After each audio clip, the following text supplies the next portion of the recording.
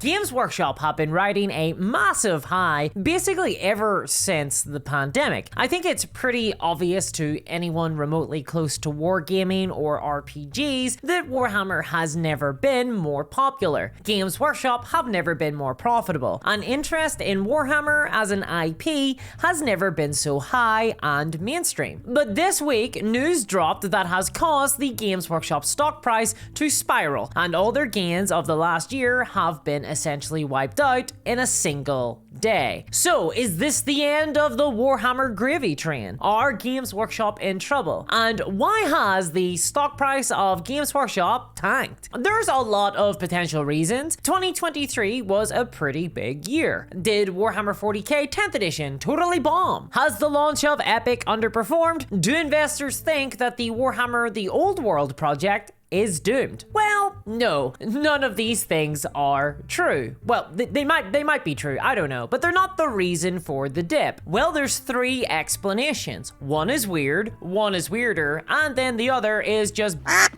bizarre and involves Henry Cavill and Amazon and could actually be a massive disaster for Games Workshop. So let's start with weird number one. Okay, so according to an analyst from the financial company Jefferies, not to be confused with the bakery chain Greggs, the explanation for the share price fall is, quote, investors were disappointed that Games Workshop had only delivered sales and profits in line with expectations. Sorry, come again? Let me just read that back. Disappointed with sales and profits that were in line with expectations. Sorry, but what the fuck did they expect? Surely the expectations should have been, I don't know, expected. That's like the one thing to do with expectations. Expect them.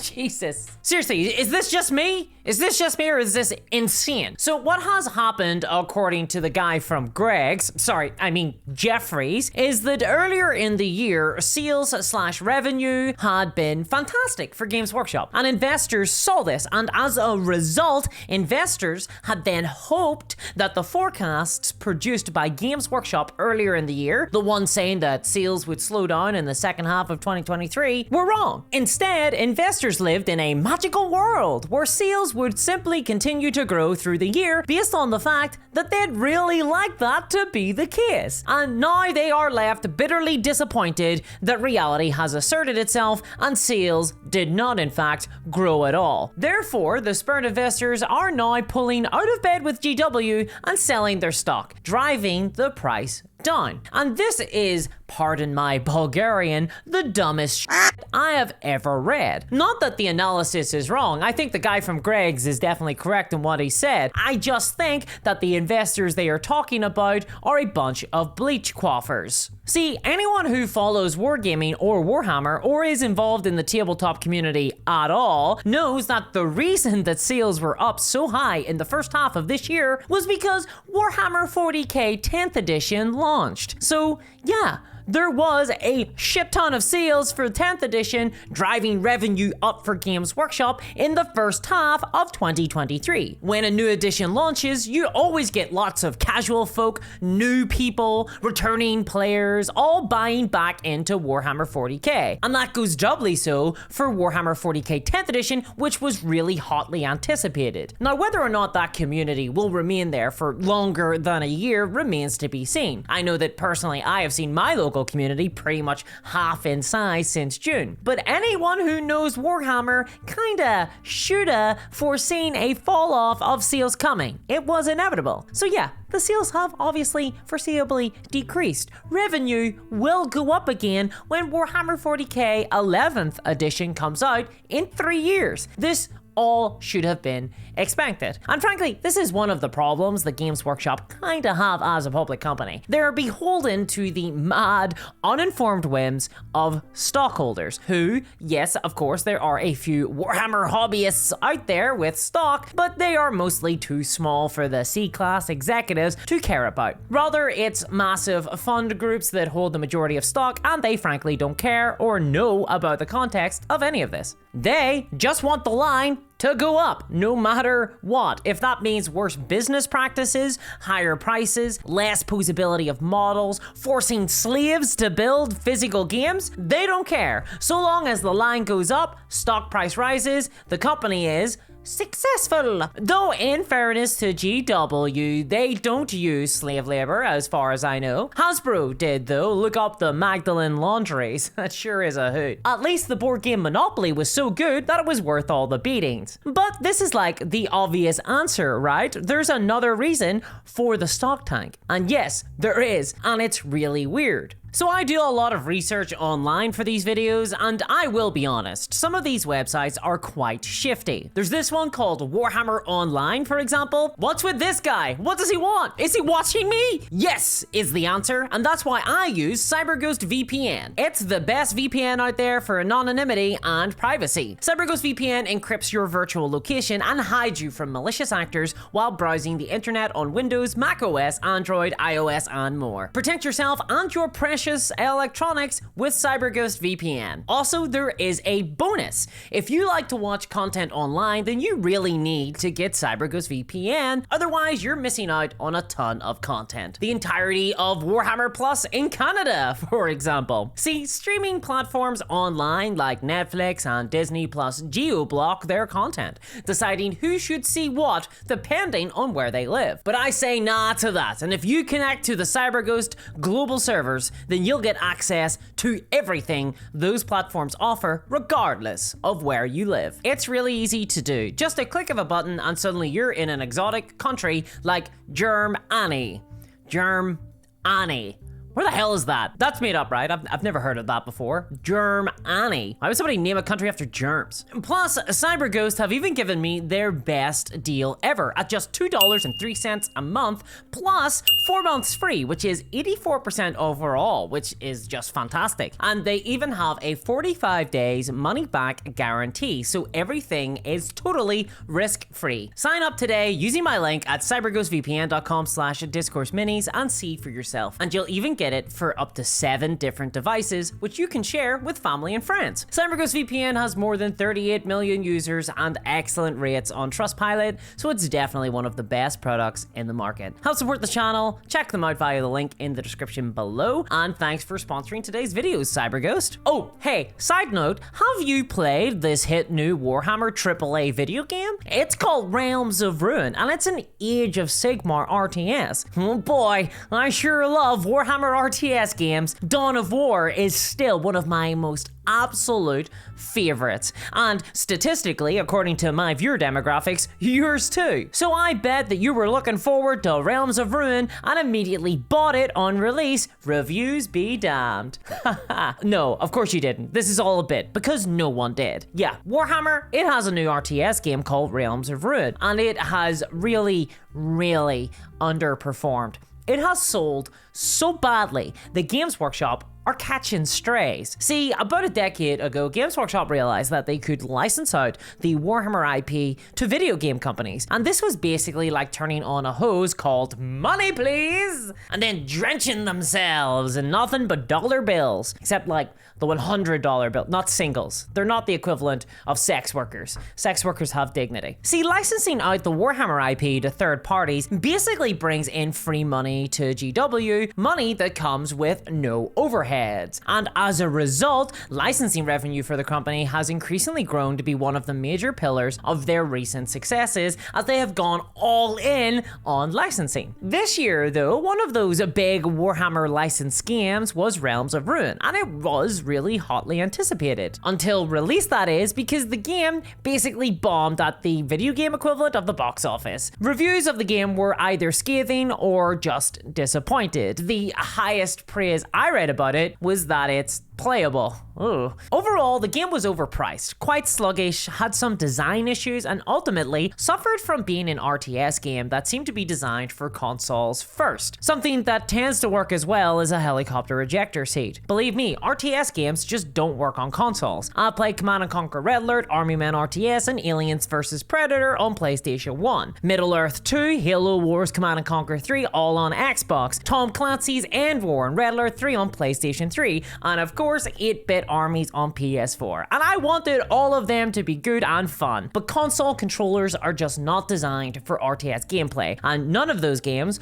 have ever been successful. And Realms of Ruin was no different. In fact, it may actually be doing worse than Total War Pharaoh. This has resulted in licensing profits for Games Workshop falling 14% this quarter, which is especially problematic when licensing had done nothing but grow until now. Warhammer games felt untouchable, like they'd never failed to make a profit, until, you know, one did. So yeah, that is the other reason for the stock price dip. And to be honest, I found it kind of weird. It seems a little bit unfair on Games Workshop. They're not to blame for Realms of Ruin. They're to blame for Age of Sigmar.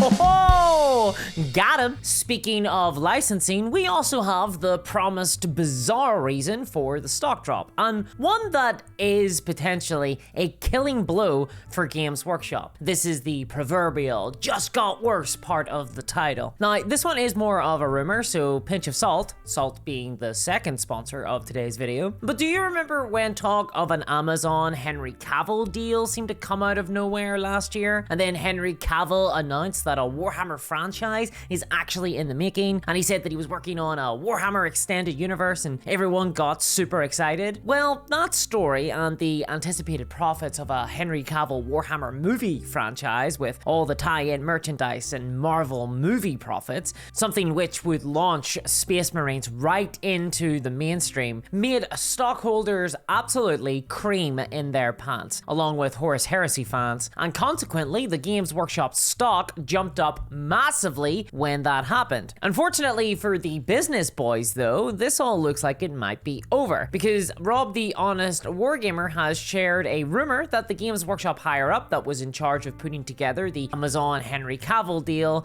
basically screwed up and signed the agreement with Amazon himself without consulting the legal team over at Games Workshop, and then convincing all the other stakeholders that the legal team had already given the contracts a once over. Apparently he did this because he wanted to be Mr. Hollywood. Instead, now he's just Mr. Nottingham. And the result of all this is that the contract that he signed, and therefore Games Workshop signed, has the result of actually selling the Warhammer IP to Amazon directly. Therefore, any miniatures made for Warhammer would effectively be done under license from Amazon. Tiny screw up there, just accidentally sold your core business. I'm not sure about the mechanics of this, the details aren't really out there just yet, but no doubt as time goes on we might begin to hear some more specifics. Now, Amazon are apparently refusing to amend the deal with Games Workshop, so obviously Games Workshop don't want to go ahead with this because, obviously their core business is miniatures. Having to pay Amazon money for every single Space Marine that they make would bankrupt them in a single hour. I will say that in all my years spent negotiating contracts between huge corporations and banks, which is something I've done, I have never seen this happen before, so take it with a huge pinch of salt. I'm actually extremely skeptical about this rumor because the level of incompetence is of such a dizzying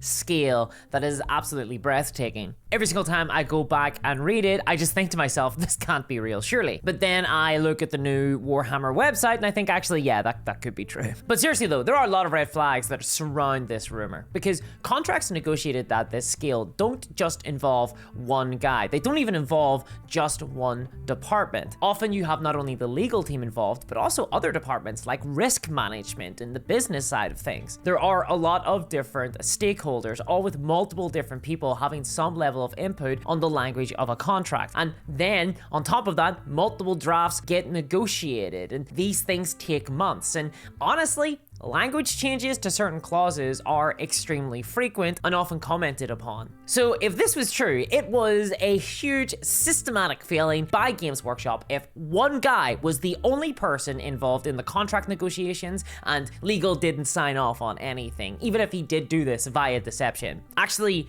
giving that responsibility to one single person is the fault of all of the executives at Games Workshop. It's a huge screw up from the company and shows nothing but total mismanagement management. Also, if you're a billion-dollar corporation and you accidentally sell the IP of your biggest franchise, then frankly, I think you deserve to lose it. But if all of this is true, then yeah, this deal falling through could be devastating to them and could potentially wipe years of growth away. And of course, what could have been some really cool content for fans is gone. But all of that said, an Amazon disaster aside, I think we have to acknowledge that even though the stock has fallen recently, if you zoom out further and look back to 2016, before the pandemic, there's a lot of falling that Games Workshop stock can do before it's a bit of a problem for Games Workshop. Their numbers are very high right now, no matter what happens, even if there has been a bit of a dip. Because no matter what, anything is better than the zero that they were at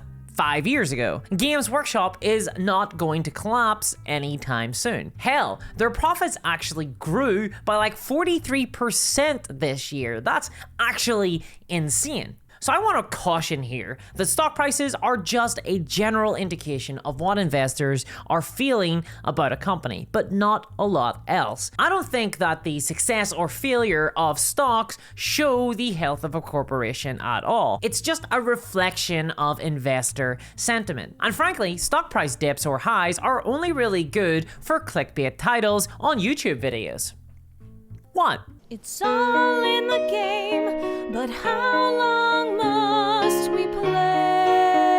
Games Workshop is not doing well just because the stock price is high. Some of the worst decisions they have made, the most anti-consumer practices and downright nasty actions that they have ever done have all been performed when their stock price is at an all-time high. Personally, I basically ignore the stock price of Games Workshop unless I start to hear the familiar smirks of guess GW is dead then, which always accompanies these stock price dips. Then in a number of months, the stock price inevitably goes back up. Games Workshop isn't doomed to fail just because of a stock price fall. But don't get me wrong, Games Workshop is doomed. It's doomed because it's a public corporation, and eventually it will collapse in on itself like a dying star as its growth becomes unsustainable, but nevertheless demanded even more fervently by its owners. And I'm quite confident in saying that because it has pretty much happened to every single company that I've ever been a fan of that has gone public. They either totally die or live long enough to become a villain, to quote some broad that Batman was banging. The moment any company, especially companies involved in gaming, go public and they start to see success, things always seem to get a lot worse. And as the company grows, they become unrecognizable or simply bought out by a larger, more predatory corporation. Seriously, if you're a fan of Warhammer, you should be worried about the stock price going up, not down. Because as much as people love to talk about the stock price as an indicator of success, the reality is that the higher the stocks grow, the worse things get. As the market value of a company increases, management increasingly become tempted to chase higher value, opting to take decisions that deliver short-term wins, but that ultimately damage the company in the long term. See, the executives of public companies, board members, etc., they usually hold a large portion of company stock as part of their compensation package. And this means that they are personally driven to improve the performance of the company on the stock market as a quick and dirty way to increase their personal net worth. Therefore, Kevin Roundtree, the CEO of Games Workshop, and the board members are directly incentivized to pump the stock as hard as possible. Long-term consequences be damned. I mean, we've seen this in action with Games Workshop and Warhammer. Look at COVID when Warhammer got super popular. The Games Workshop response was to raise the price of the models and gatekeep a bunch of people out of the game. Mostly younger, poorer, marginalized people who were looking for some escapism in what is an amazing, affordable hobby. Price, by the way, being the actual gatekeeper into Warhammer and consequently wargaming, not some terminally online Twitter warriors that I'm pretty sure are 14 years old at their oldest. I'm just still a little bit peeved that Games Workshop have managed to convince the world that the Warhammer hobby exists and should be exclusive only to those willing to pay $60 for 5 cheap plastic models, rather than Warhammer just being an extremely expensive game in an otherwise relatively affordable hobby called wargaming. And as a company, they should be viewed within that lens and context. It's just that more people play Warhammer than any other game, so I guess I'm the outsider here. Hey though, at least they gave their employees a bonus this year, so that should genuinely be celebrated. Seriously, I'm not being sarcastic there. Good for them. Kinda sad though that we don't expect good Christmas bonuses anymore. Though that seems a little bit larger than Games Workshop. Sorry, I meant to say consume until all that remains is a barren rock filled only with a million piles of shame. Merry Christmas, by the way. And on that cheery note, why not check out my review of the latest Warhammer product here? And if you support the type of content that works to see Warhammer become known as a war game, rather than hear every single war game described as, is that Warhammer? Check out my Patreon at patreon.com/discourseminis for exclusive reviews of other games, bonus streams, a friendly welcoming hobby community, and of course get to chat with the big man herself. And a big thanks to all my patrons, especially CryptoKev, Novany, and Travis Hunter. Thank you so much, guys, and I'll catch y'all next time. Bye-bye. Oh, and don't forget to click on the description link to get the special discount CyberGhost VPN is granting to our channel users. This application will protect your data while you browse and give you full access to all block content on the internet for only $2.03 a month. It's totally risk-free, so check it out. There's a link in the description below. Bye-bye.